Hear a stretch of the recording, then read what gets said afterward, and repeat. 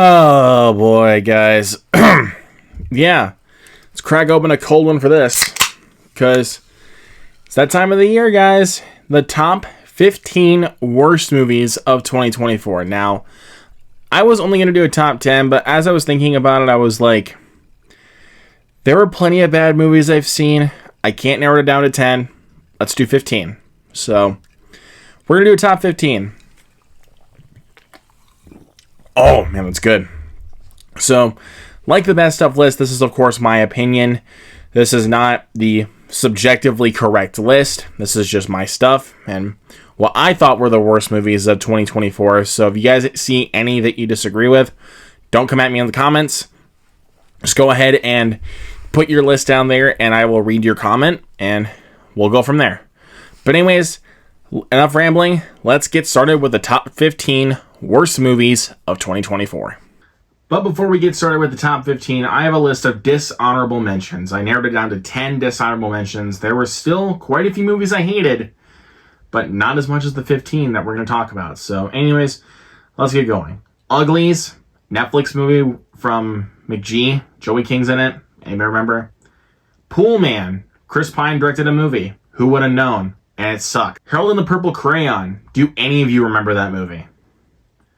The Deliverance, Netflix film from Lee Daniels. I don't remember it. Neither should you. Borderlands, one of the more disappointing films of the year for me. As for someone who's not played the games, I was actually really looking forward to it to see if it'd be somewhat fun. No, what I got was an annoying trip. The Exorcism, another Russell Crowe exorcism movie. Do we need more of these? No, I don't think so. Saving Bikini Bottom, the Sandy Cheeks movie. As for someone who loves the early stages of SpongeBob, to see it grow into this, it's pitiful. Roleplay, you guys don't even know what I'm talking about. Kaylee Cuoco, David Oyelowo. Miller's Girl, Jenna Ortega, Martin Freeman in an erotic thriller. Why make it today in this type of climate? And finally, coming in very close, Time Cut. Do you guys even know they made another Back to the Future slasher film that came out in October? Netflix did it this time. Go watch Totally Killer. But that is all my dishonorable mentions, so let's go ahead and get started with the list. Coming in at number 15, starting off this list, is The People's Joker. Now, before any of you LGBTQ people go down in the comments and attack me, look, just to put this simple, this movie is not for me. Look, I get what the director was going for. There is some cool shots, and there is some pretty decent acting in there. But I didn't find this film funny. I didn't find it very emotional in regards to the dramatic scenes like some people were making it out to be. And I just didn't really like what they were going for. So, and just, like I said, put it plain and simple, it's not for me. I'm glad that people love this movie. Just wasn't for me. Oh boy, number 14. This one's going to get me slammed in the comments right here. Number 14 is It's What's Inside. Look, I watched this film not knowing anything about it. I heard people talking about it and I was like, okay, I'll check it out. And I could not tell you how confusing this film was. I did not know a single thing that was going on. I was still paying attention, but I did not get a single thing that was going on. The characters in this film I thought were annoying as hell. I didn't find the film funny. Nothing really about it made me think that it was very clever, really, at all. I don't get the appeal of this movie. If you guys like it, cool. I don't get it. Just, again, like I said with People's Joker, not for me. Coming in at number 13 is The American Society of Magical Negroes. Now look, don't come at me in the comments and being like I'm racist. I'm not. Just this film made me feel uncomfortable because it comes off as pretty racist. Look, Justice Smith and David Alan Grier, I know are better than this material. And there is a pretty clever concept right there. And there's some good shots. But what this film was missing was the comedy. Like, they really did not nail the comedy in any facet. The romance in this film I thought was incredibly forced.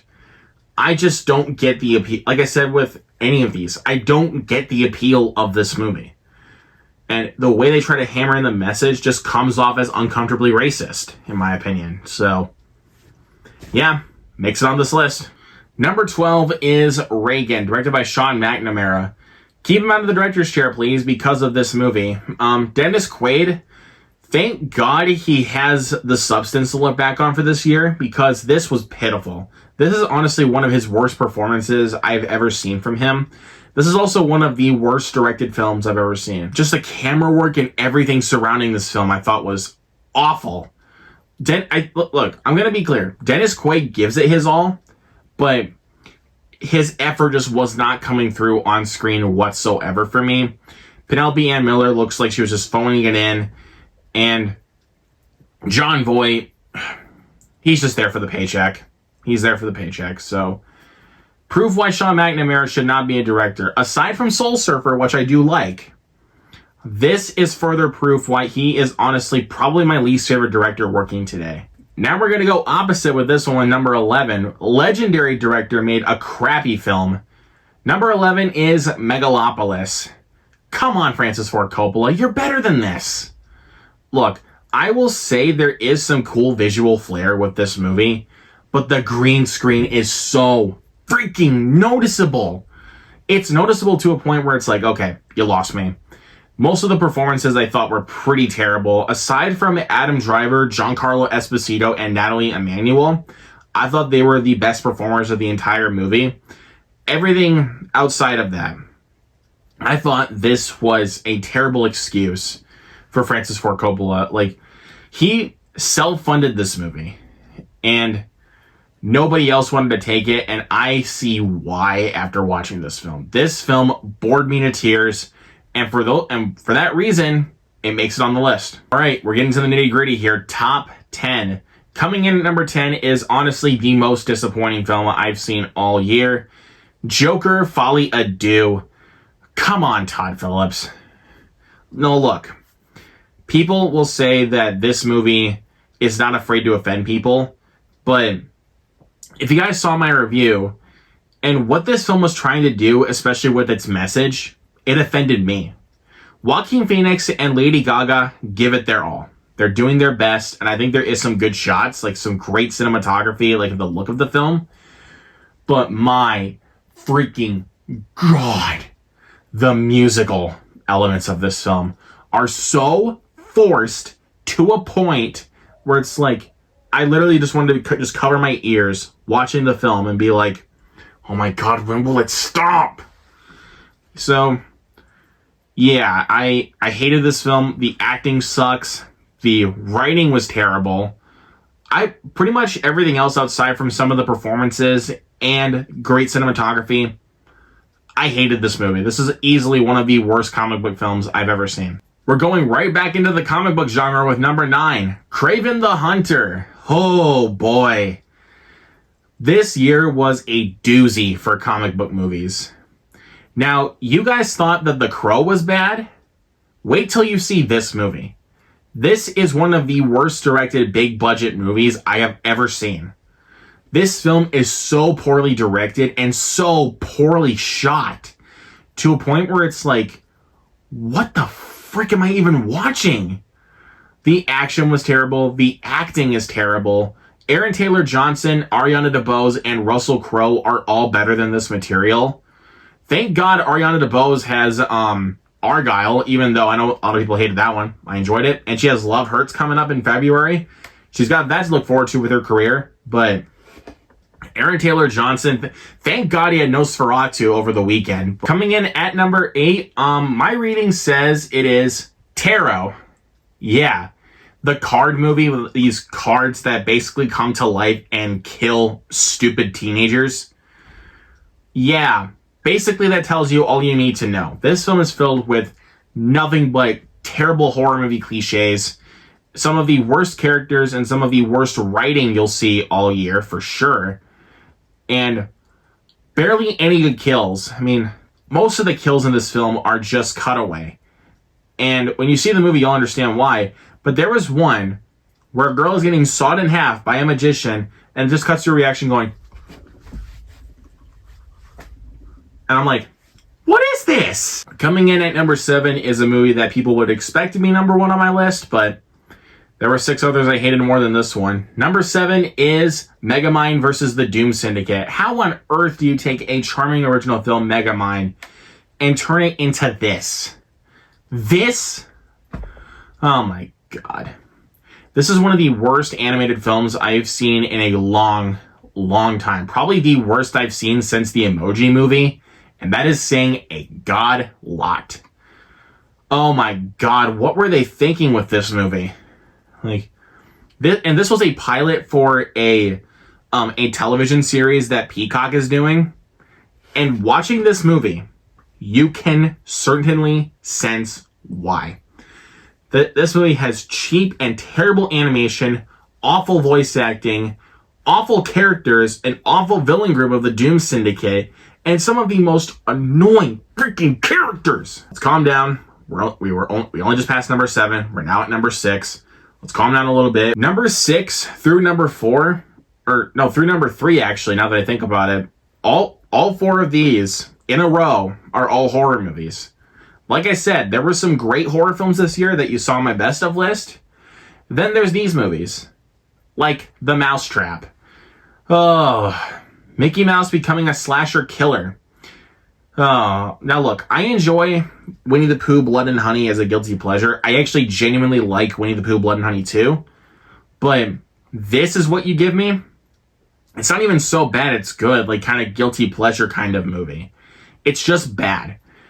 And the characters are honestly even worse characters than Taro. The acting is just awful. The writing sucks. It looks like really cheap production.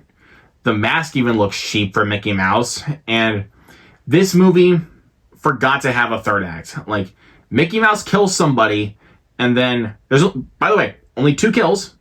2! And they're not even good kills. Like I said, after Mickey Mouse kills someone, a character says something, it cuts to black, and then credits roll, and I'm like, you're missing something, movie. You're missing something. Coming in at number 5, I have Founders Day. Man, why does this film even exist? Now look, this is a first-time director, and I think he also covered this movie with a sibling, I believe.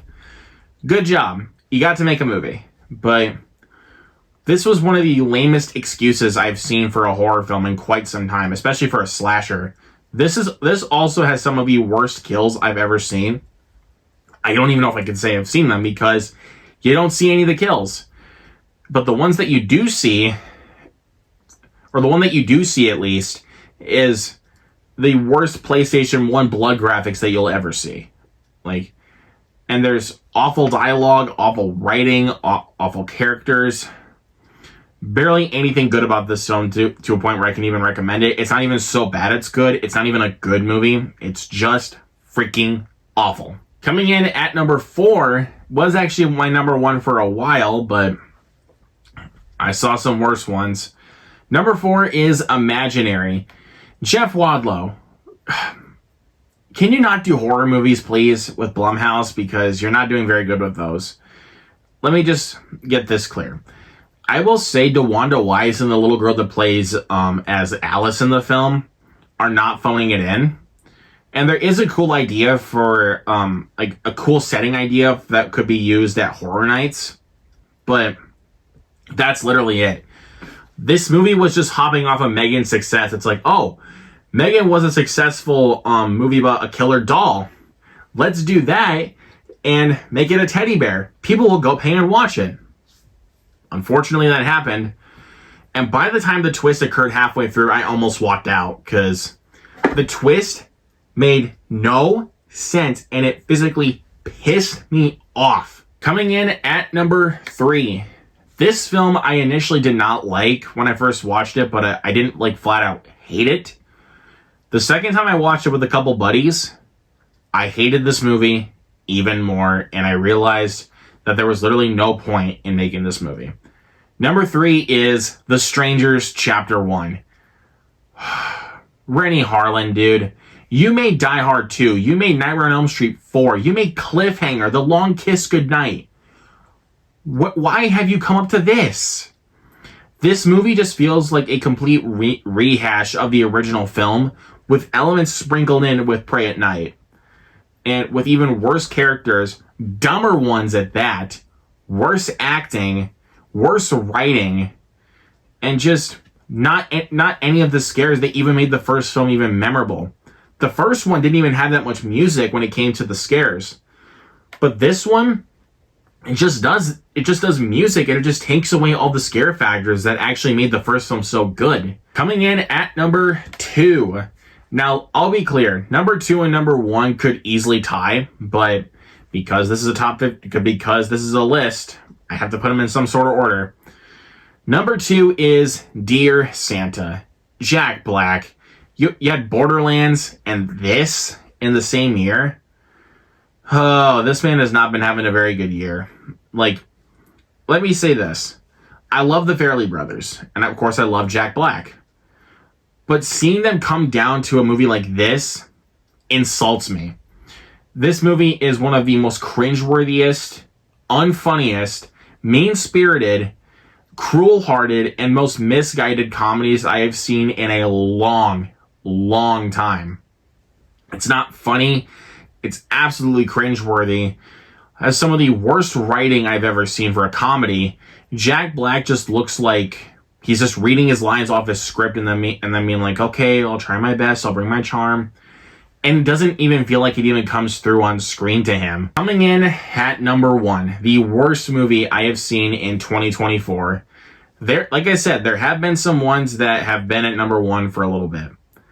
But if you have seen this movie, then you would know why I hail this as absolutely the worst movie of 2024. This is not only one of the worst films of the year, or one of the worst horror films I've ever seen. This is absolutely one of the worst movies I have ever seen.